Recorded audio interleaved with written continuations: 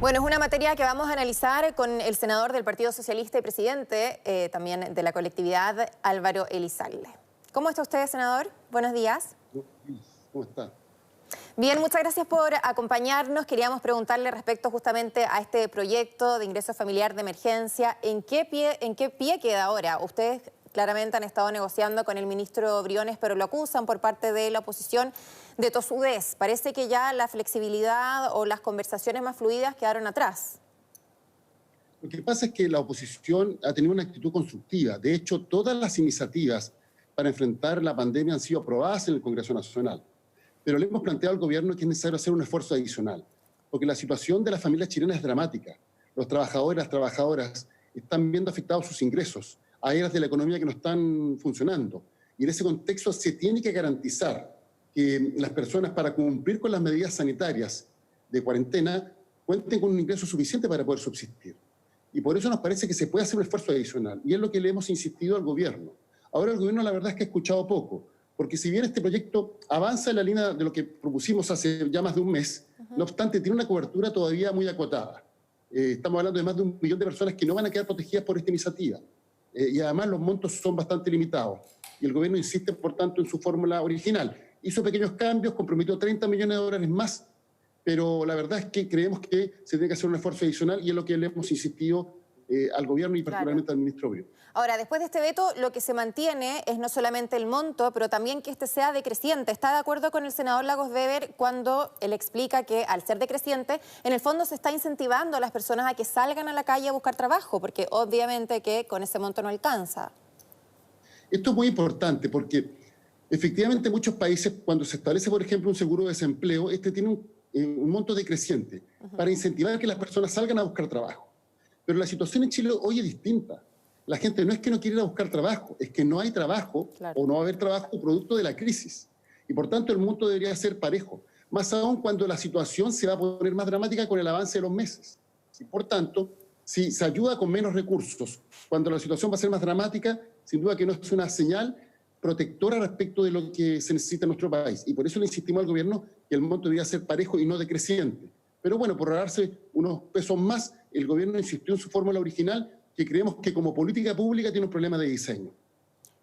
Hay ciertos parlamentarios de oposición que indican que este cambio de actitud que habría tenido el ministro Briones responde no a un tema del propio ministro, sino a una instrucción que vendría de más arriba por parte del presidente Sebastián Piñera. ¿Le parece que esto podría ser así?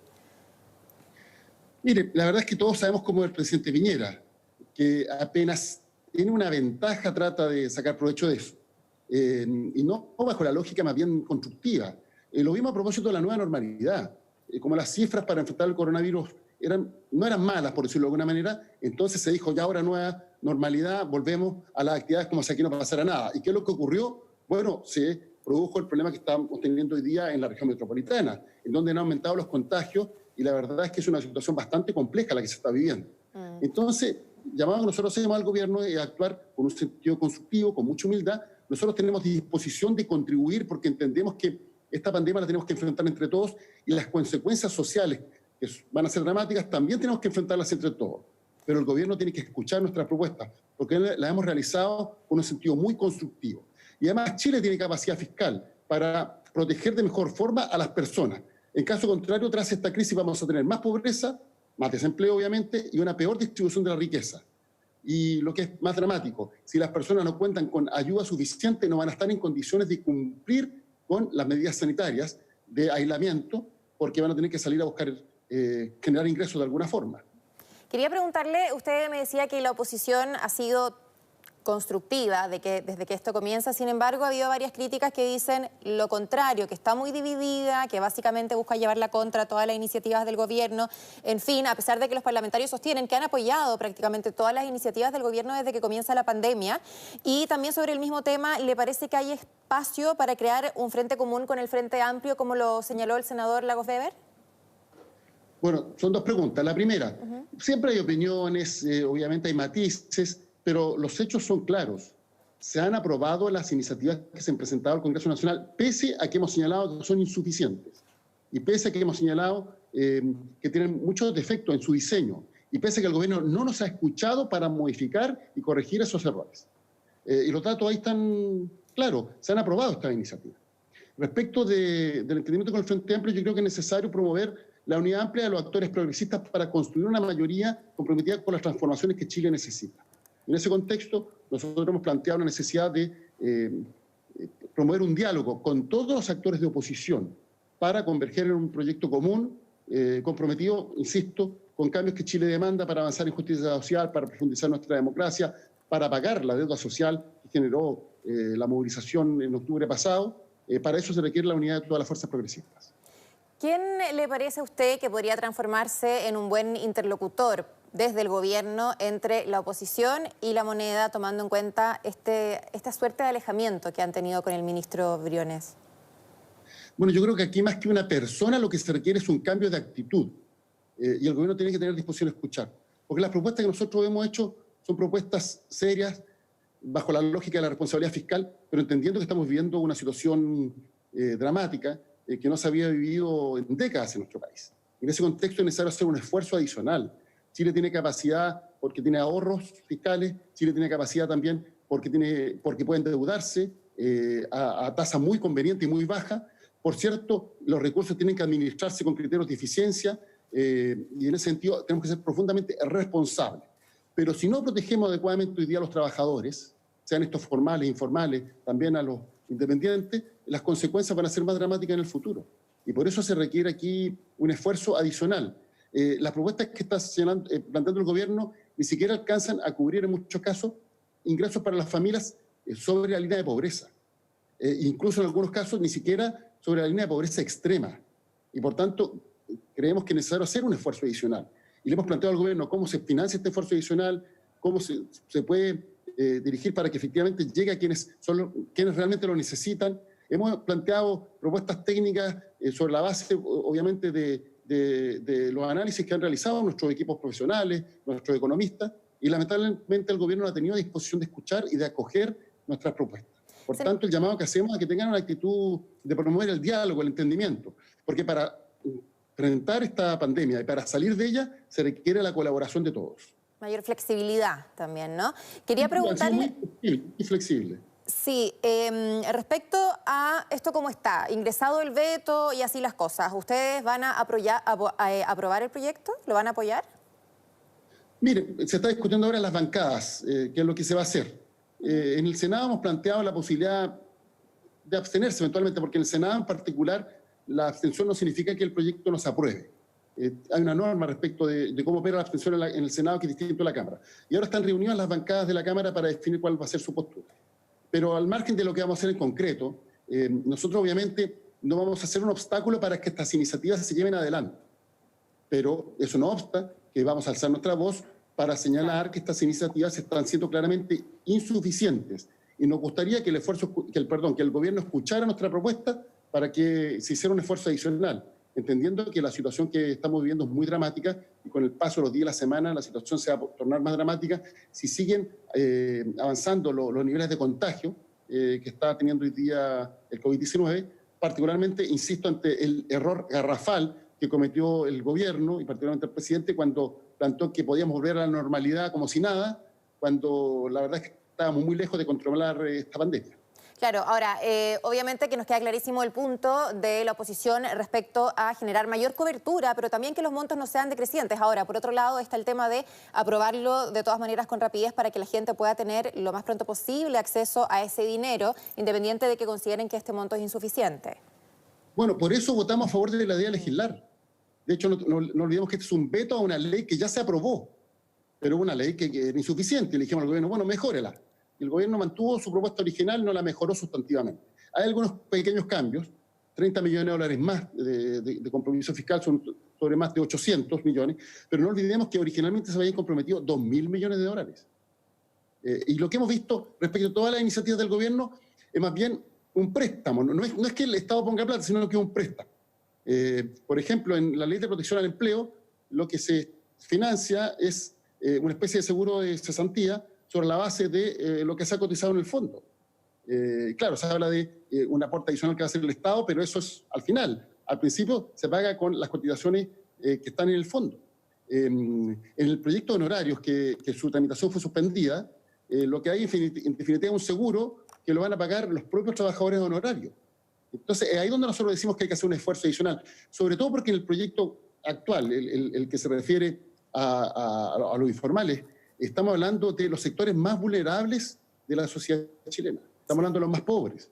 Y por eso, por tanto, entendemos que hay que actuar con una lógica de solidaridad para que puedan tener un ingreso que le permita enfrentar la pandemia, cumplir con las medidas sanitarias, porque en caso contrario, estas no van a tener efecto, y por tanto entendemos que este debe ser un ingreso que al menos garantice sus necesidades básicas.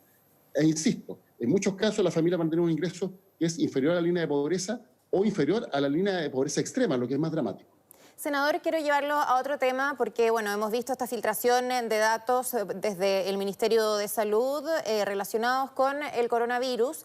Quería preguntarle por el proyecto de protección de datos porque la expresidenta Michelle Bachelet ingresó modificaciones. Estaba revisando ahora que si bien hubo bastantes avances en la Comisión de Constitución del Senado, donde se le introdujeron más modificaciones aún, desde esa fecha el proyecto no registra movimientos, no está con urgencia. ¿Hay que acelerarlo también en ese sentido? Sin lugar a dudas, aunque esto ya está legislado, eso no obsta que hay que perfeccionar la legislación actual, porque aquí es muy importante conciliar dos principios. El primero, el de la transparencia, que debe existir respecto a todos los organismos públicos, pero en segundo lugar, que hay información sensible que tiene que mantenerse con reserva. El diagnóstico médico, por ejemplo, es información sensible. La identidad de una persona que padece una enfermedad es algo que no se puede publicar. Se puede generar discriminación. Es víctima de discriminación. Claro. Y por eso nos parece que se requiere una legislación muy estricta, que, respetando el principio de transparencia como regla general, también sancione cuando se pasa a llevar estas excepciones. E insisto, el diagnóstico médico es información sensible, es información reservada y solo deben tener acceso al conocimiento de este diagnóstico, obviamente, los médicos que están realizando el tratamiento, el personal médico respectivo y la autoridad sanitaria. Y creemos que en ese sentido tiene que haber una adecuada, un respeto, podríamos decir más bien más que adecuado, un respeto a este principio básico, porque es un respeto finalmente a las personas. En caso contrario, son víctimas de discriminación. Hemos visto, como en Chile o incluso en otras partes del mundo, personas que padecen el coronavirus, bueno, han sido agredidos, o los vecinos le han dicho que se vayan a vivir a otro lado. Hay que evitar ese tipo de situaciones, porque si no actuamos con una lógica de solidaridad, no va a ser posible salir de esto. Y para eso, la reserva del diagnóstico es fundamental. Por cierto, que la autoridad sanitaria tiene que tener conocimiento de esta información para poder realizar todas las medidas para evitar el contagio del coronavirus, para poder fiscalizar que las personas que tienen que estar en su casa efectivamente estén en su casa, en fin, para esas distintas finalidades, pero respetando siempre la dignidad de las personas, y por eso esta información es reservada como regla general. Claro, o sea, no el resto de la población debiese tener acceso a estos datos. Una persona incluso postulando un trabajo podría quedar fuera porque se tiene el antecedente de que estuvo infectado con coronavirus. Ahora quiero preguntarle en general, ¿cómo evalúa usted la gestión que ha tenido el gobierno en términos concretos para poder controlar la pandemia, pero también en el aspecto comunicacional? ¿La población está confundida o no le está tomando el peso a esta situación tal vez? Porque se han entregado señales equívocas en las últimas semanas de un relajamiento, se hablaba de la nueva normalidad, incluso de volver a clases, y ahora estamos hablando de la batalla de Santiago. Estamos viendo un aumento muy grande en los casos cuando ya estamos entrando en el pic. Acá ya no hablamos de meses. Bueno, sin lugar a dudas que es muy pronto para evaluar la política sanitaria, pero es evidente que el anuncio de la nueva normalidad fue un error garrafal por parte del gobierno. Yo creo que aquí primó finalmente el estilo Piñera, lo que tiene el presidente, en donde cuando empieza a ir un poquito bien, entonces se pasa al otro extremo. Y esa señal de nueva normalidad hizo que se relajaran las medidas para evitar la propagación del COVID-19. Y bueno, estamos hoy día viendo las consecuencias, particularmente en la región metropolitana. No solo en la región metropolitana, pero con mucha fuerza en la región metropolitana. Entonces, es ahí donde nosotros decimos que la autoridad tiene que actuar con un sentido básico de responsabilidad. Y particularmente, el ministro Mañalich tiene un estilo muy confrontacional, se pelea con todo el mundo. Eso no ayuda, porque aquí lo que se requiere es una autoridad sanitaria que dé señales claras respecto a lo que hay que hacer. Así que nosotros esperamos que finalmente, bueno, prime un sentido de responsabilidad, que no se saquen a cuentas alegres antes de tiempo, y que adoptemos todas las medidas necesarias para velar por la salud de las personas, porque la salud de las personas es, por lejos, lo más importante. Esta mañana escuchaba a una dirigente sindical del Hospital San José desmintiendo al ministro de Salud, Jaime Mañalich, respecto a la cantidad de ventiladores mecánicos. Decía que de hecho ya no quedan, a pesar de los 3 que se trasladaron a ese centro hospitalario, que ahora están funcionando con máquinas de anestesia que han sido acondicionadas para poder cumplir con este propósito. Ella nos contaba en la radio que exigen la salida del ministro también por lo que señalaba usted, porque se busca que haya un interlocutor más conciliador, menos confrontacional también y con mayor claridad para gestionar la pandemia. ¿Usted estaría de acuerdo con una salida del ministro o le parece que ya estando en este contexto sería una señal errónea por parte del gobierno? Mire, yo creo que en esto hay que ser súper prudente. Por cierto que nosotros hemos sido críticos en este estilo confrontacional que tiene el ministro, pero el presidente que tendrá que finalmente evaluar cuál es su ministro de Salud. El llamado que hacemos al ministro y el llamado que hacemos al gobierno es a dejar de lado la pelea absurda, secundaria, que distrae respecto del esfuerzo principal y a concentrarse en lo que es importante, velar por la salud de las personas. Y en ese contexto, adoptar todas las medidas necesarias para que podamos contener la propagación del COVID-19 con la seriedad que implican estas medidas. ¿Usted estaría de acuerdo con un retorno progresivo a clases en las próximas semanas, en los próximos meses? ¿O qué le pareció que ya se adelantara en las últimas semanas esta medida, a pesar de que ahora se descarta por parte del gobierno, donde muchos papás decían, bueno, yo no voy a llevar a mis hijos al colegio? Bueno, aquí lo importante es que todas estas medidas se realicen escuchando al Consejo Asesor, al Consejo de Expertos. Porque, por ejemplo, la nueva normalidad no fue consultada con los especialistas en la materia. Y bueno, hemos visto las consecuencias. Creo que pretender normalizar la vida anticipadamente puede terminar siendo peor. Yo entiendo, claro, que hay una preocupación por la situación económica, pero si es que se toman las medidas anticipadas, al final, después igual va a haber que adoptar medidas más drásticas de aislamiento social y las consecuencias para la economía incluso van a ser más dramáticas.